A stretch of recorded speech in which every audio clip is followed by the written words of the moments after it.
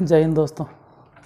कल हम ये क्वेश्चन आपको होमवर्क के तौर पे दिए थे, कहे थे कि अगर इसका आंसर हो सके तो बताइएगा कमेंट बॉक्स में।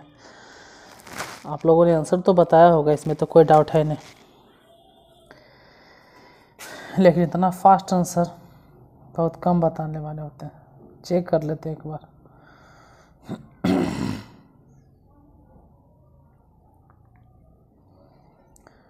पैंतालीस लोगों ने देखा और आंसर सत्यम कुमार 270। बहुत अच्छा बात है बाबू, 270 ही होगा। 270। संजना कुमारी, संतोष राउत और गेमर जेड 270। आप लोगों का जवाब बहुत अच्छा था, 270 ही होगा। अब एक बार जरा हम बताते हैं कैसे होगा। देखिए, कल हम ये समझाए थे, जिनका इनका आंसर आया है बहुत अच्छा बात है। आप लोग लगे हुए हैं, मेहनत कर रहे हैं, इसलिए हम भी लगे हुए हैं आपको देख के। और जो कहते हैं ना कि अंदर से मोटिवेशन मिलता है। मोटिवेशन क्या, आपको देखते लगता है कि जब एक बच्चा पढ़ सकता है इतना, तो फिर हम तो आपसे उम्र में बहुत बड़े हैं, दोगुने होंगे शायद। हाँ, दोगुना होंगे। अब आप अगर पढ़ रहे हैं तो हम क्यों नहीं पढ़ाएं। यही सोच के आज गणेश पूजा है, फिर भी लगा चलो है पढ़ा देते। सबसे पहले गणेश पूजा है, इसके लिए चलिए अच्छा से गणेश जी की पूजा वूजा कीजिए। गणेश जी से प्रार्थना कीजिए कि वो आपको मति सुमति दे, सद्बुद्धि दे, जिससे कि आप ज़िंदगी में सफलता हासिल कर सकें। और अभी आपकी सफलता ये है कि आप ज़्यादा से ज़्यादा मतलब अच्छे तरह से जो भी हो सके शिक्षा ग्रहण करें। और कोई भी काम स्टार्ट करने से पहले गणेश जी की पूजा करना ज़रूरी होता है, ऐसा नहीं सिर्फ आज करना ज़रूरी है।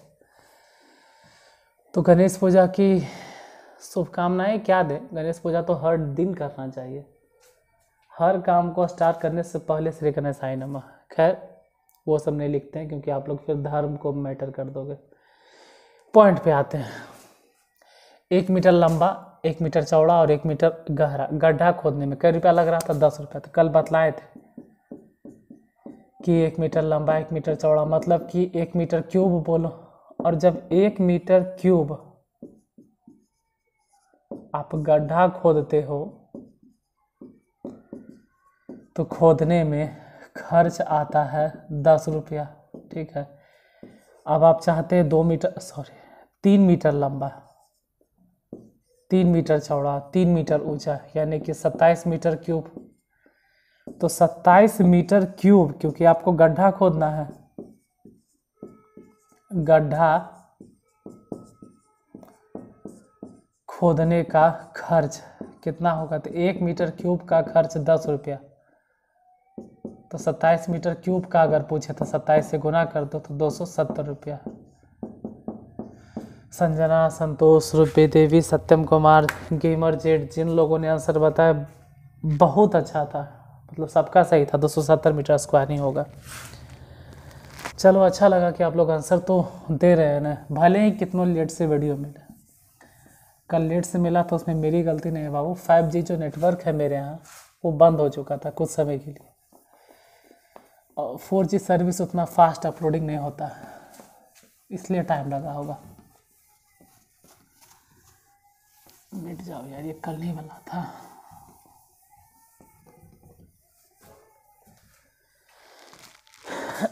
देखिए आज का क्वेश्चन क्या है। जो आज के लिए फर्स्ट क्वेश्चन, एक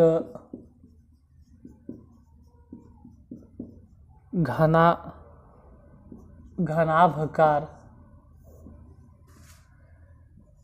ठोस की लंबाई, चौड़ाई तथा ऊंचाई का अनुपात 4:5:6 है, तथा उसका क्षेत्रफल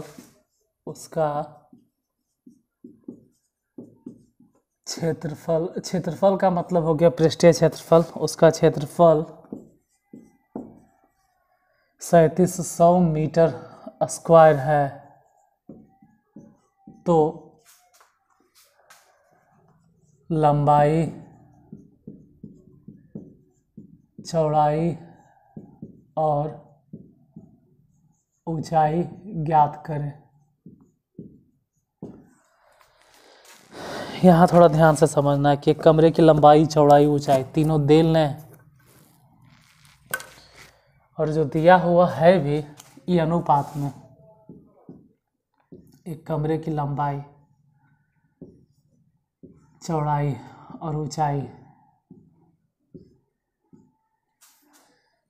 थोड़ा सा उल्टा पुल्टा बन गया।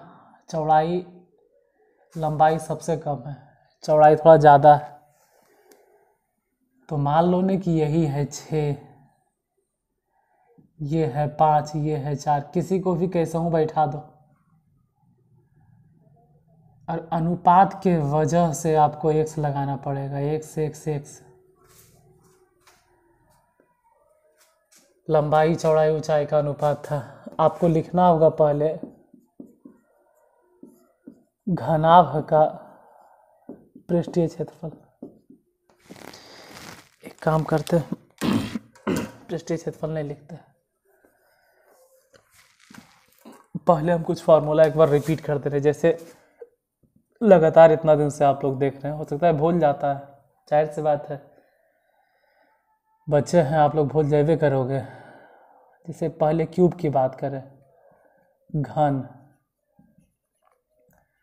तो घन के आयतन क्या होता है, तो देखो घन का आयतन आपको याद आसानी से हो जाएगा अगर घनाभ का आयतन याद हो गया तो।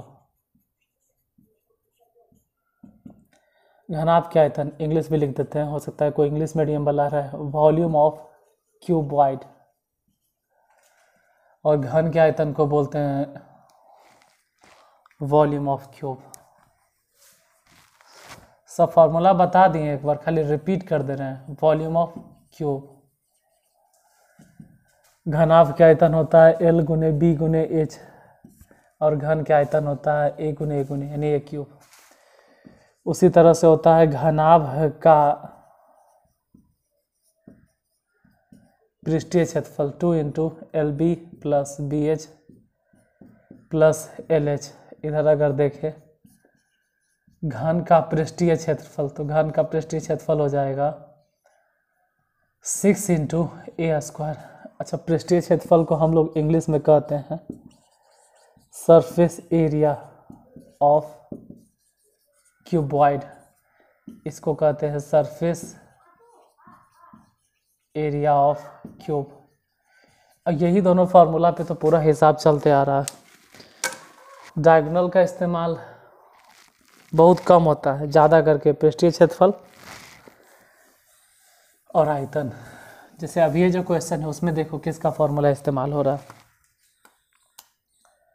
लंबाई चौड़ाई और ऊंचाई, और देले क्या है क्षेत्रफल। तो लिखेंगे घनाभ का पृष्ठीय क्षेत्रफल 2 into LB plus BH plus LH। घनाभ का पृष्ठीय क्षेत्रफल 3700 देले तो 3700 बैठा दिए, 2 इंटू LB बैठाना है, L और B। L कितना है, तो मान लीजिए ना कि x है तो 4x और गुने में 5x प्लस BH यानी कि 5x और गुने में 6x प्लस LH, मतलब अब 4 को 5 से गुना करो, 5 को 6 से और 6 को फिर 4 से, तो 6x और गुने में 4x। इधर 3700 तो देले है ये बराबर को उस तरफ, 2 इंटू 5 4 गुना कर दो तो 5 के 20x स्क्वायर, 5 6 गुना कर दो तो 5 के 30x स्क्वायर, 6 4 गुना कर दो तो 6 के 24x स्क्वायर। इधर हो गया 3700, यहाँ 2 गुने 20 30 50 और 24 74, एक्स स्क्वायर 37 से इसको काट दो 2 बार में, फिर भी यहाँ 100 बच गया तो ठीक है। 2 दूनी 4 से इसको काट दो 25 बार में, 2 और 2 गुना के 4 हो गया ना, इसको काट दो 25 बार में, यानी एक्स स्क्वायर बराबर कितना 25।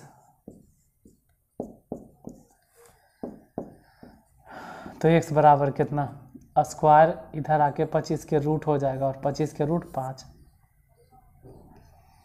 सिर्फ एक्स का वैल्यू निकला है, लंबाई चौड़ाई ऊंचाई तो अभी निकला भी नहीं। लंबाई निकालो, चौड़ाई निकालो और ऊंचाई निकालो। लंबाई कितना 4x,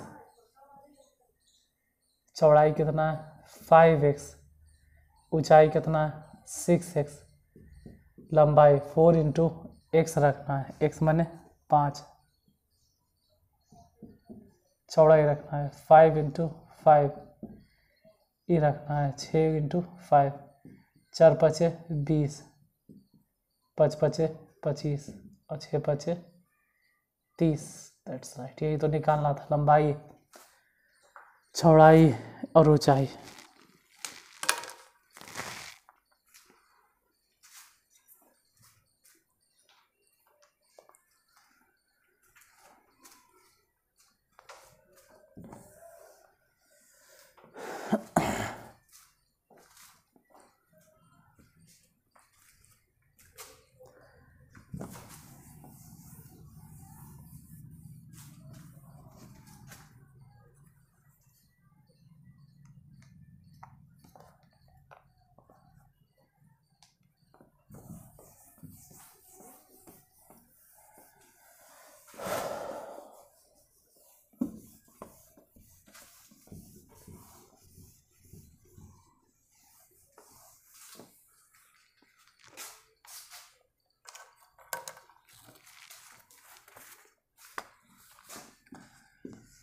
आज के लिए क्वेश्चन नंबर 2,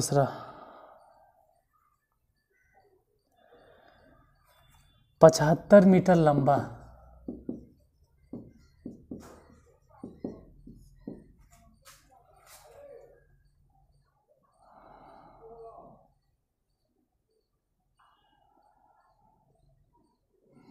चार मीटर चौड़ा हो सकता है शायद, 4 मीटर चौड़ा,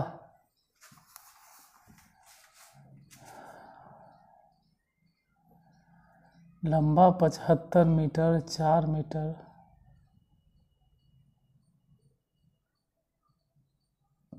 हो सकता है 75 मीटर लंबा है, 4 मीटर चौड़ा है तथा 25 मीटर गहरा।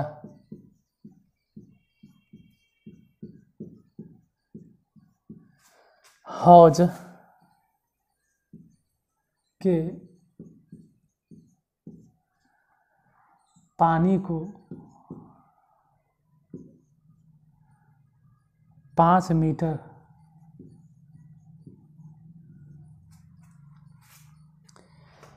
वर्गाकार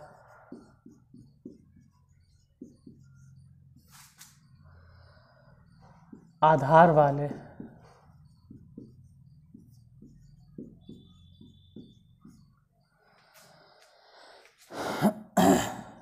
टंकी में डाला गया।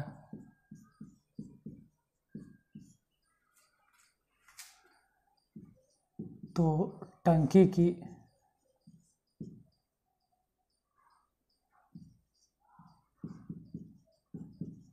ऊंचाई ज्ञात करें।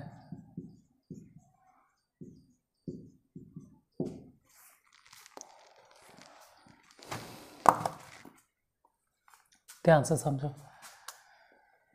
एक हौज है जो 75 मीटर लंबा है, मान लीजिए 75 मीटर लंबा है,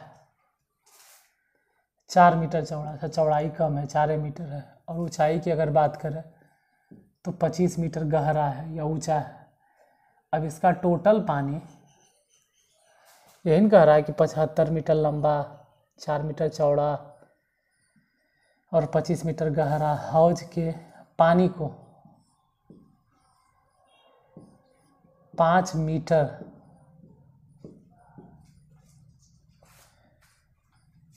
मीटर वर्गाकार आधार वाले टंकी में डाला गया। मतलब टोटल पानी इसमें उड़ेल दिया गया, या बोलो उझल दिया गया। जिसमें उझल दिया गया उसका आधार 5 मीटर। वर्गाकार मतलब क्या होता है कि लंबाई भी 5 मीटर, चौड़ाई भी 5 मीटर।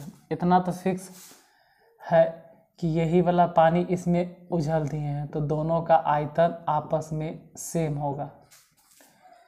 मतलब हम ये कह सकते हैं कि घन का आयतन वही होगा जो कि घनाभ का आयतन होगा। Volume of cube is equal to volume of cuboid. घन के आयतन का फॉर्मूला, सॉरी दोनों तो घनाभे है यार, घन कहाँ पहुँच गए, दोनों तो घनाभे है। घनाभ 1 मान लो और घनाभ 2 मान लो। कैसे घनाभ है? लंबाई चौड़ाई बराबर हो जाने से हम ये नहीं कह सकते कि घन है, जब तक ऊंचाई भी नहीं बराबर होगा तो अभी हम नहीं कह सकते, इसलिए घनाभ मान लेते हैं। तो फॉर्मूला तो अभी भी LBH होगा। क्यों LBH लिख रहे हैं हम? LB तो मालूम है कि L भी 5 है और B भी 5 है, H पता नहीं, वही तो फाइंड करना है। लेकिन इसमें जो पानी डाला गया है उस घन की जानकारी है मेरे पास कि लंबाई है 75 मीटर, चौड़ाई है 4 मीटर और ऊंचाई है 25 मीटर। अब देखो 25 गुना होके 25 है ना हुआ, और ये 25 इसको काट दिया, तो H बराबर कितना हो गया? 5 के 20, 7 के 28 और 2 30, यानी कि ऊंचाई हो जाएगा 300 मीटर। जिस हौज में हम पानी डाल रहे हैं उस हौज की ऊंचाई हो जाएगी 300 मीटर। हल्का क्वेश्चन था, बस समझने पे ध्यान देना था कि क्या कह रहा है क्वेश्चन। जो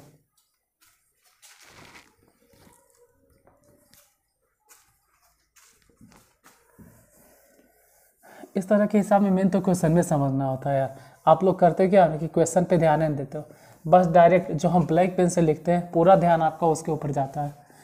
अरे जबकि जितना ब्लैक पेन से आपका मतलब ब्लैक पेन पे ध्यान जा रहा है ना, उतना ब्लू पेन पे भी ध्यान होना चाहिए। मतलब सॉल्यूशन पे जितना ध्यान है उतना ही ध्यान आपको क्वेश्चन पे भी लगाना है। क्वेश्चन पहले समझना है कि प्रश्न में क्या कह रहा है, फिर प्रश्न में क्या कह रहा है जब ये पता चल जाता है तब आप उसका हल मालूम कर लीजिए। पता चला सवाल ही नहीं समझ में आ रहा है कि सवाल में पूछा क्या जा रहा है, या हमसे सवाल क्या किया जा रहा है, हमसे प्रश्न क्या पूछा जा रहा है। अब बिना प्रश्न पूछ ले आप जवाब दे दो। एक बच्चा था ऑफलाइन में मेरे यहाँ पढ़ता, बच्चा ने अच्छा खासा 6 फीटा था, 6 फीट के था, 6 फीट से थोड़ा बहुत कम है। वो बिना सुने ही आंसर दे देता था। अब बाद में फिर अटक के कहता था क्वेश्चन क्या पूछे सर। अब जवाब दे दिया, फिर पूछता था क्वेश्चन क्या पूछे सर, और जवाब भी सही देता था। इत्तेफाक ऐसा नहीं कि वो जवाब सही देता था, तो उसको सुनाई देता था कि हम क्या पूछे, लेकिन फिर भी जान से पूछता था। आधा आंसर बोल दिया, फिर पूछता था क्या बोले सर क्वेश्चन। तो वैसा हालत नहीं होना चाहिए आपके साथ। पहले पूरा सही तरीके से आप प्रश्न को समझ लीजिए, वही समझने के लिए हम प्रश्न लिखते हैं। तीसरा नंबर, एक बक्सा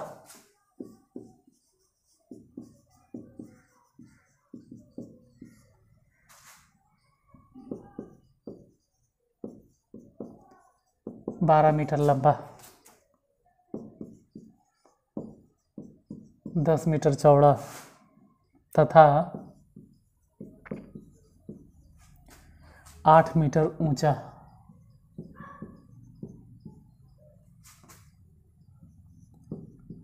है।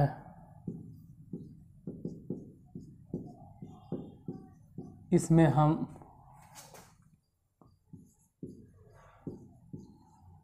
दो मीटर भुजा के कितने घनाकार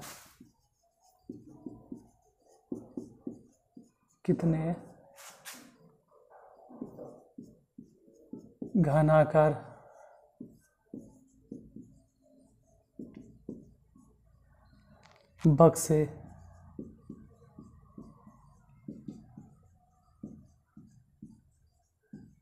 डाल सकते हैं।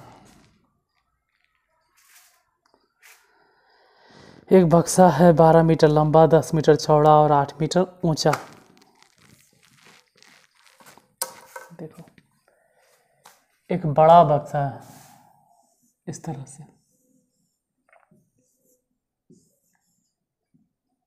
जो लंबा कितना है, अगर लंबाई की बात की जाए तो इस बक्से की लंबाई 12 मीटर, चौड़ाई कितना है 10 मीटर और ऊंचाई कितना है 8 मीटर। लंबाई 12 मीटर, चौड़ाई 10 मीटर और ऊंचाई 8 मीटर। इसमें हम 2-2 मीटर भुजा वाले कितने घन डाल सकते हैं, इसमें हमको घन डालना है इसके भीतर। अब कै को घन हम इसमें रख पाएंगे, ये आयत नहीं है, इस तरह से मान के चलो कि हम घन रखना चाहते हैं, हम इसमें घन रखना चाह रहे हैं, कै को घन हम रख पाएंगे।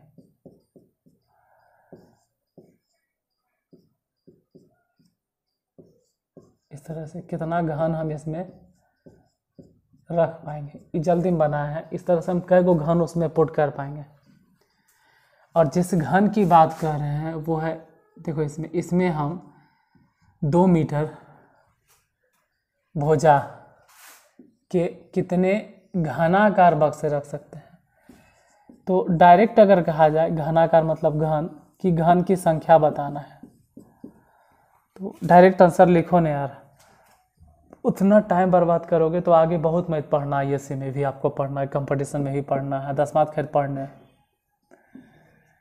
डायरेक्ट घनाभ का आयतन लिखना है, क्योंकि बैठाना तो अल्टीमेटली उसी में है हमको बॉक्स, और भागा दे देना घन के आयतन से। क्यों, देखो समझाते हैं क्या है। मान लीजिए पूरे घनाभ के आयतन आ गया 20 मीटर क्यूब मान लो, और जो छोटा छोटा बक्सा रख रहे हैं उसका आयतन है 2 मीटर क्यूब, तो पूरे घनाभ के आयतन 20 मीटर क्यूब, और ये वो बक्सा जो छोटका रखे हो 2 मीटर क्यूब। इसका मतलब है कि ऐसा इंसान कई को बक्सा रखाएगा, देख लेते हैं, 2 से ही कट गया, कई बक्सा हो गया 10। एक और एग्जाम्पल दे देते हैं, ठीक है। एग्जाम्पल मान लीजिए कि सपोज दैट कि पूरे बक्से का आयतन हो गया 100 मीटर क्यूब मान लेते हैं, और जो छोटा छोटा बक्सा रख रहे हैं उसका आयतन है 5 मीटर क्यूब। तो 5 metre cube 5 metre cube 5 metre cube 5 metre cube, ऐसा इंसान कई को बक्सा रखा जाएगा, इसे ही कट गया, कितना बक्सा निकलेगा 20 को। यानी जब भी बक्से की संख्या कहे तो बड़का आयतन में छोटका आयतन से भागा। यहाँ पे हम वही करने वाले हैं, घनाभ के आयतन में घन के आयतन से भागा। घनाभ के आयतन 12 गुने 10 गुने 8 बटा घन के आयतन, तो घन के आयतन तो भुजा क्यूब होता है, मतलब कि 2 के क्यूब, और 2 के क्यूब को लिखो 2 गुने 2 गुने 2, 2 दूनी 4 दूनी 8 से 8 कट गया, तो पूरा बचा कितना 12 और 10 गुना करके देख लो 120। यानी उसमें कई को बक्सा हटेगा तो 120 बक्सा, उसमें 120 बक्सा हटेगा।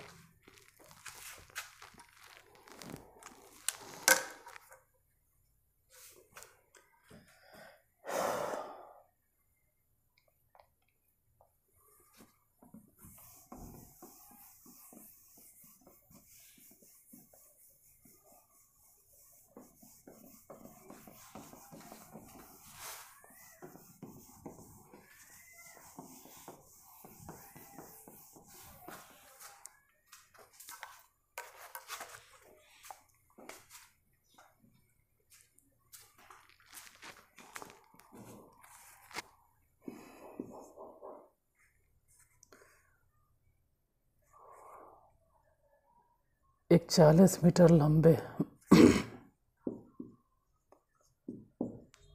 एक 40 मीटर लंबी 20 मीटर चौड़ी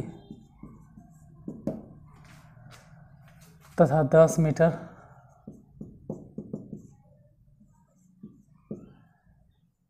चौड़ा लंबा, 10 मीटर ऊंचे बक्से में 5 मीटर भुजा वाला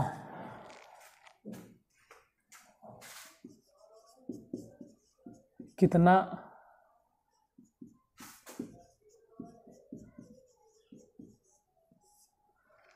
घनाकार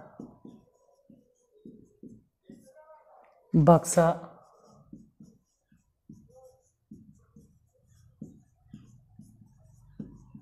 डाल सकते हैं। देखो फिर वही बात है कि एक बड़ा सा मान लीजिए कि घनाभ है, बक्सा है, उसमें छोटा छोटा बक्सा डालना है। तो छोटे बक्से की अगर संख्या चाहिए, वही तो कह रहा है कितना घनाकार बक्सा डाल सकते हैं, मतलब घनाकार यानी डायरेक्ट कहो कि घन की संख्या या छोटे बॉक्स की संख्या।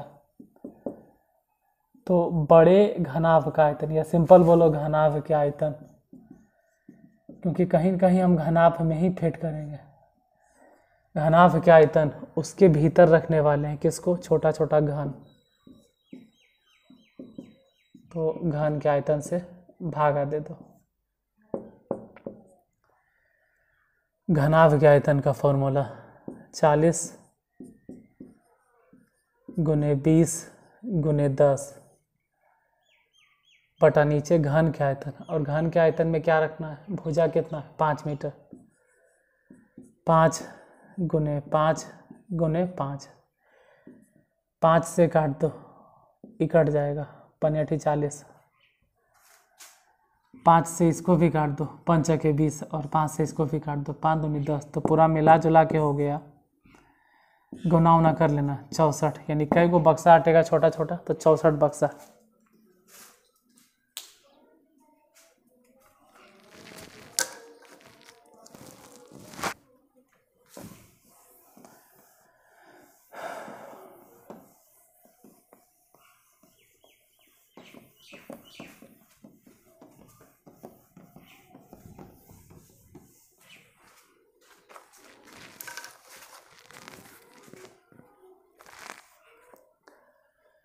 पांचवा नंबर क्वेश्चन।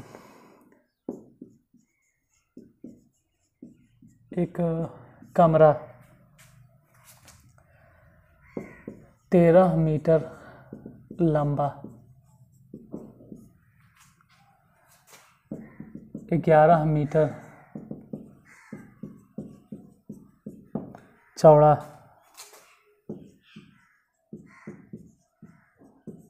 तथा 8 मीटर ऊंचा है। इसके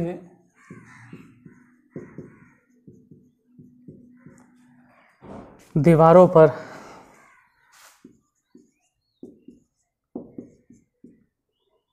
₹2 प्रति मीटर स्क्वायर की दर से रंग कराने का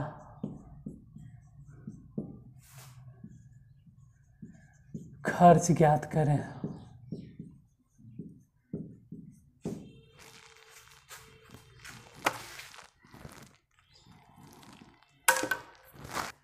ध्यान दो,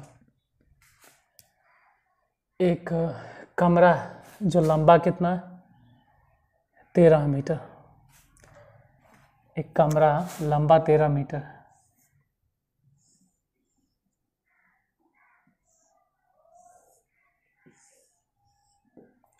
मान लेते 13 मीटर लंबा है,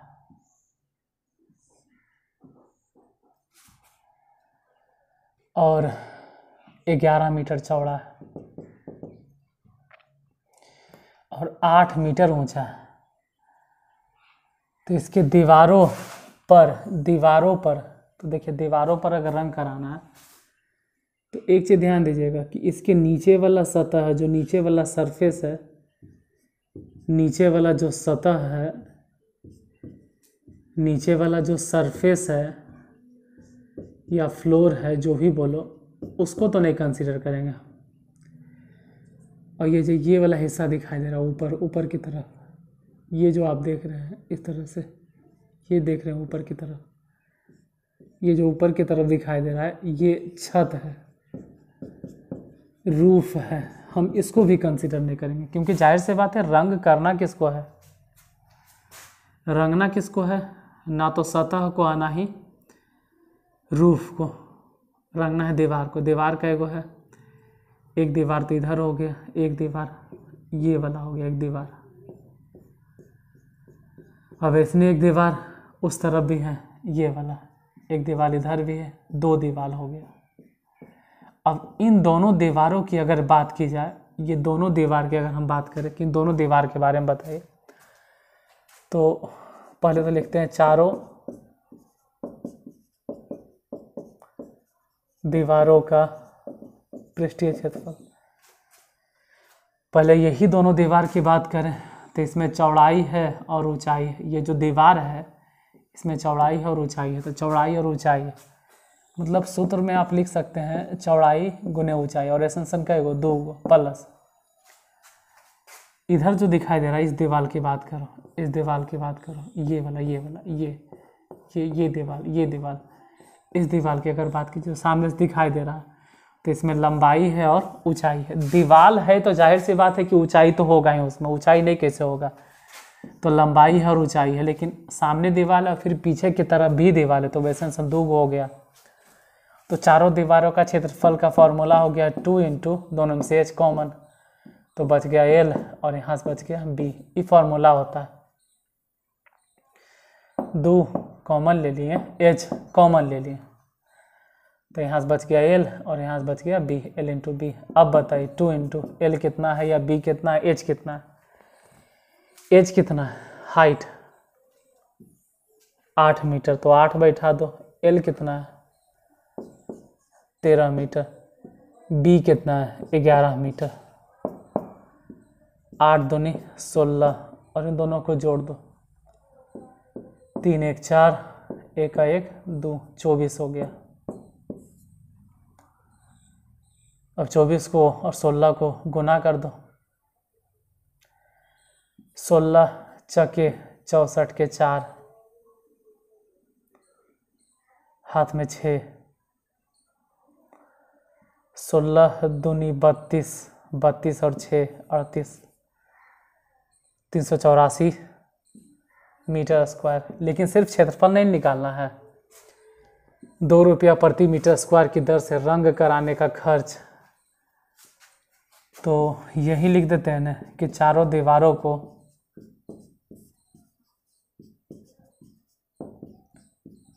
को रंगने का खर्च आया है 384 मीटर स्क्वायर, जबकि 2 रुपया प्रति मीटर स्क्वायर है, यानी 1 मीटर स्क्वायर पर 2 रुपया खर्चा। तो गुना करो, 4 दूनी 8, 8 दूनी 16, 3 दूनी 6 7, 768 रुपया होगा आंसर। आज यहीं तक, ठीक है, टाइम तो हो गया। और आने से पहले तो नहीं बोलते हैं या फिर आते वक्त भी नहीं बोलते हैं, जाते जाते यही करिएगा कि जाते जाते एक काम कर देना, क्लास को लाइक करके जाइएगा, और हो सके तो एक दो लोगों को शेयर कर देना। फिर मिलते हैं कल इसी टाइम पर। नए स्टूडेंट जो भी है चैनल को सब्सक्राइब ज़रूर कर लेना है, क्योंकि सब्सक्राइब अगर कर लेते हो तभी आपके पास पर डे टाइम से ये वीडियो पहुंचेगा, नहीं तो हो सकता है कि टाइम पे आपके पास पहुंचे भी नहीं। यूट्यूब नोटिफिकेशन तभी जारी करेगा जब आप सब्सक्राइब कर लोगे। सब्सक्राइब कर लो, नोटिफिकेशन वाला बेल आइकन पर क्लिक कर दो, आपके पास टाइम से वीडियो पहुंच जाएगा। तो फिर मिलते हैं कल, आज के लिए धन्यवाद।